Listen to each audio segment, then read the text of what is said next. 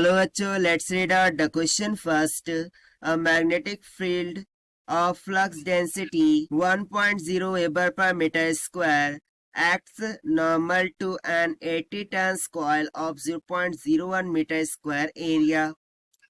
यानी कि एक मैग्नेटिक फ्लक्स डेंसिटी गिवन है जो एक्ट करती है number of turns 80 turns per of the coil जिसका एरिया 0.01 मीटर स्क्वायर के इक्वल है.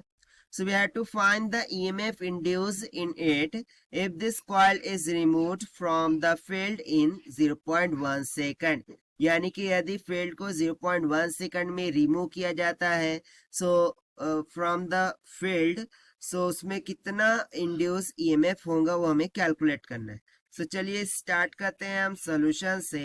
But before of its let's talk about the key concept which we are going to use here for this question. इसके लिए हम Faraday law of electromagnetic induction लगा देंगे. That is E is equals to minus of d phi by dt के equal होता है. यानी कि जो भी rate of change of flux होता है उसी के इक्वल क्या होता है, इंड्यूस ईएमएफ होता है. बेसिकली यहाँ पर मैग्नेटिक फील्ड क्या होंगी, चेंज होंगी. ठीक है. यहाँ पर इनिशियल जो मैग्नेटिक फील्ड है वो B1 मान लेंगे, वो हमें गिवन है 1.0 वेबर पर मीटर स्क्वायर के equal. And after removing it from the field जो मैग्नेटिक फील्ड है वो तो जीरो हो जाएंगी. That is 0 weber per metre square के इक्वल. ये हो जाएगा B2. नंबर ऑफ टर्न्स हमें गिवन है 80 के इक्वल. उसके बाद क्रॉस सेक्शनल एरिया हमें गिवन है 0.01 मीटर स्क्वायर के इक्वल. while जो change in time है that is dt is given to us 0.1 second.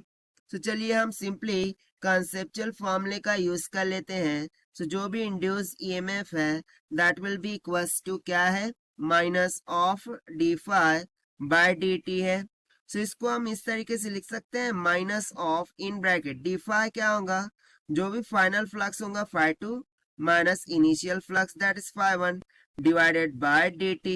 So it will be equals to, now according to law we know that phi किसके equal होता है, जो भी magnetic field vector होता है वो इनटू एरिया वेक्टर के. और यदि उसमें n नंबर ऑफ टर्न्स होंगे इसको हम मल्टीप्लाई कर देंगे सिंपली n से. ये हो जाएगा फ्लक्स.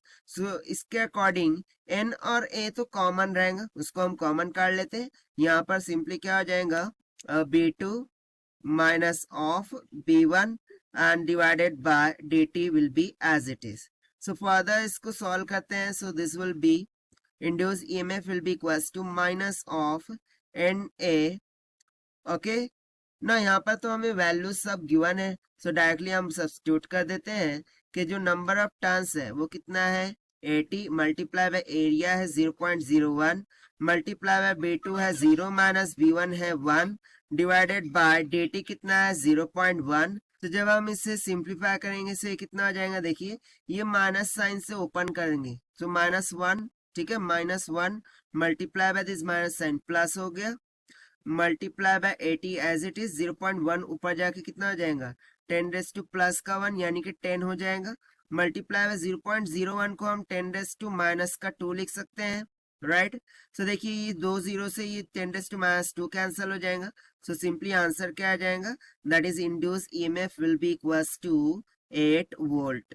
ठीक है, और यही हो गया हमारा आंसर जो कि हमने सॉल्व किया है, फाइंड आउट किया है by using the Faraday law of electromagnetic induction concept से.